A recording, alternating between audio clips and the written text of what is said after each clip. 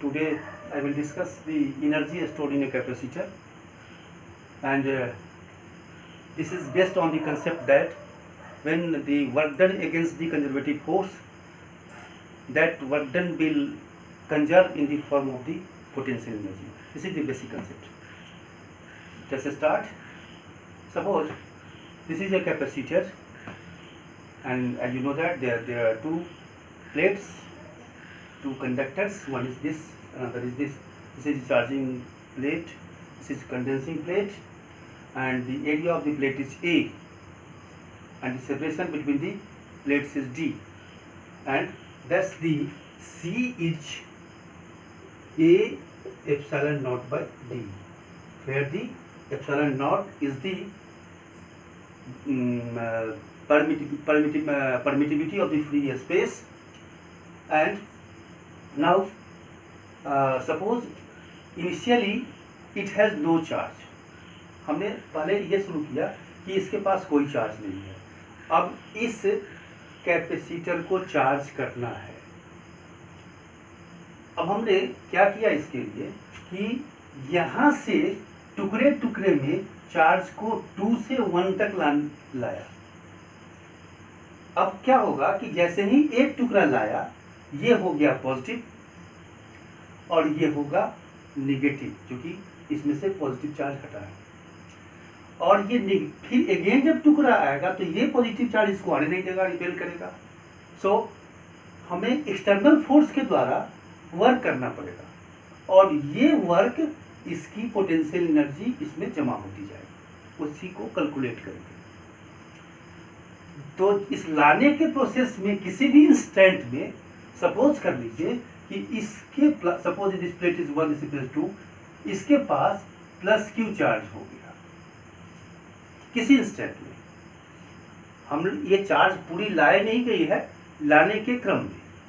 अब यहाँ पर जो चार्ज होगी वो माइनस क्यू होगा. ये उस इंस्टेंट में हम ये जानते हैं कि C is equal to Q by V, then V is equal to Q by C. This is the potential between the plates, and as per the definition of the potential, this V is the work done in bringing the unit positive charge from 2 to 1. And now add additional small charge dq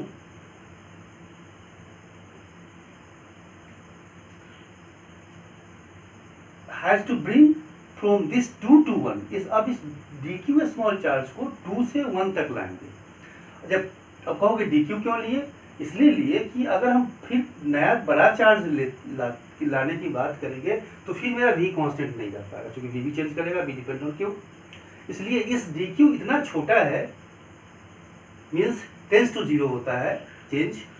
ये अगर इसको लाए तो इसमें v constant रहेगा. तो work जो होगा, क्योंकि 1 चार्ज को लाने में ये वर्क है, dq चार्ज के लाने में कितना वर्क होगा? This dw is v into dq.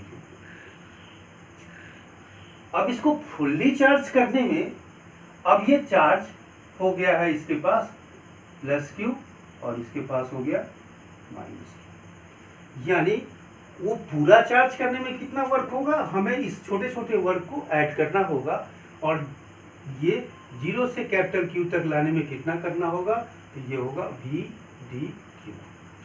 और हम जानते हैं क्या कि v इक्वल टू है Q by C, putting this value, तो q by c dq, and c is constant, so 1 by c, and this is equal to q square by 2, 0 to capital Q, and 1 by c, putting the value of q, q square by 2, that is 0, and so q square by 2. This is the work done in complete charging of this capacitor, and this work done will conserve into potential energy. So electrostatic potential energy U is equal to Q square by 2C. This is the expression for the energy stored in the capacitor. as per your requirement we can change this energy in terms of Q, in terms of C, in terms of V, because suppose C is equal to Q by V, so putting the value of Q is equal to CV, so half CV square होगा. आप जिस form में चाहें ला सकते हैं. तो as per your requirement you can convert this expression of the energy stored in the capacitor. Now the another thing is that this is the energy, and Q square, the value of C is A epsilon naught by D, so it is equal to Q square D by 2A epsilon naught, and A epsilon से not से मैंने ऊपर नीचे multiply किया, क्योंकि आपको समझ में आ जाएगी कि मैंने क्यों किया.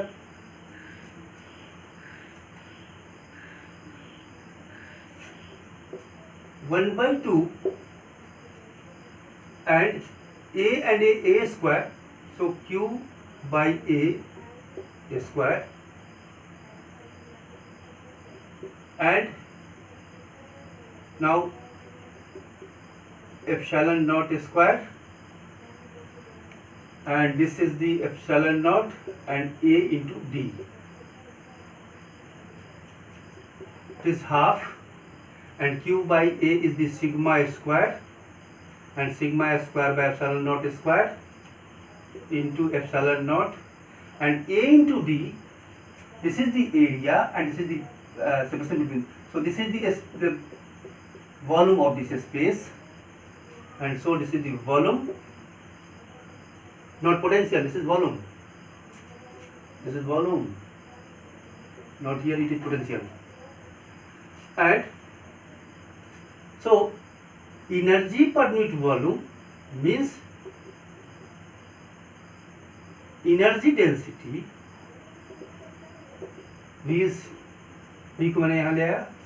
अब ये जो वैल्यू है वो हाफ एप्सिलॉन नॉट, और ये आप जानते होंगे कि सिग्मा बाय एप्सिलॉन नॉट इसके बीच इलेक्ट्रिक फील्ड है, और उस इलेक्ट्रिक फील्ड को हम लोग कहते हैं ये, तो E स्क्वायर. ये जो वैल्यू है, ये वैल्यू यहाँ पर एकदम इसमें कुछ नहीं है, ये 1/2 है, कांस्टेंट है. एप्सिलॉन नॉट जो है वो फ्री स्पेस का परमिटिविटी है, और E इलेक्ट्रिक फील्ड है.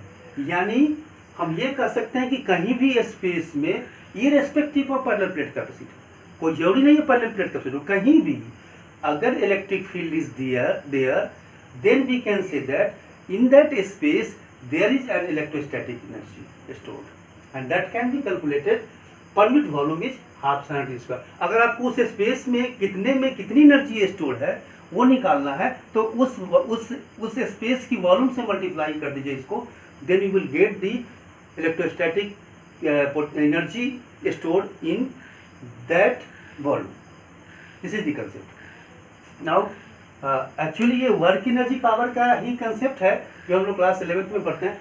इसको हम थोड़ा सा एक अलग ढंग से भी दिखाते हैं. अब देखिए एक बहुत सिंपल सा कंसेप्ट दिखाते हैं, very simple. Suppose this is your first plate and this second plate. The separation is the area, so A epsilon naught by D. Now suppose कर लीजिए थोड़ी देर के लिए कि इस प्लेट को इसके पास बहुत करीब लाया, बहुत करीब में, मतलब ऐसे सपोज कर सकते हैं कि दोनों प्लेट एकदम करीब है, ऑलमोस्ट करीब, टच में नहीं है, एकदम करीब है. इसके पास एक के पास प्लस क्यू चार्ज है, दूसरे के पास माइनस क्यू चार्ज. या अगर टच में नहीं लाएंगे तो जीरो चार्ज होगा, लेकिन इसमें भी चार्ज नहीं हो पाएगा, तो हमने अलग रखा, एक में प्लस क्यू एक में माइनस क्यू कर दिया. अब इसको हम धीरे धीरे इससे दूर ला रहे हैं.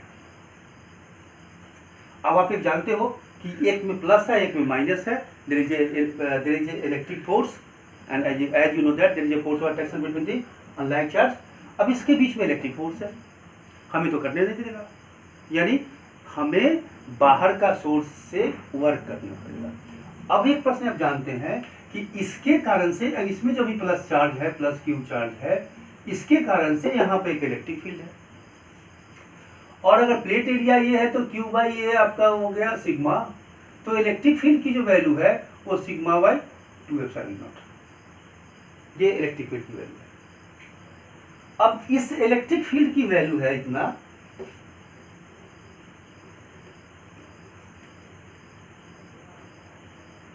इस इलेक्ट्रिक फील्ड में, और ये इलेक्ट्रिक फील्ड यूनिफॉर्म है, ऐसा यूनिफॉर्म पूरा है, ये यहाँ जितना स्पेस पर डिस्टेंस पर डिपेंड करता नहीं है। अब फोर्स जो होता है वो होता है electric field into charge, and charge is this Q, so E into Q is the force, and so sigma by 2 epsilon naught into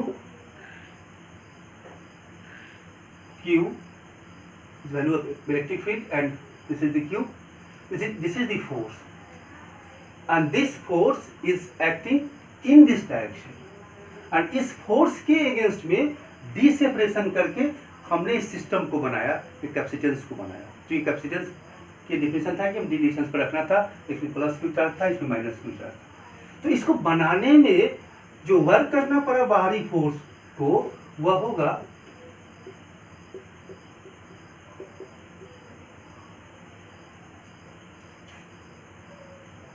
ये फोर्स इनटू डिस्प्लेसमेंट, ये वर्क करना पड़ा। अब इसको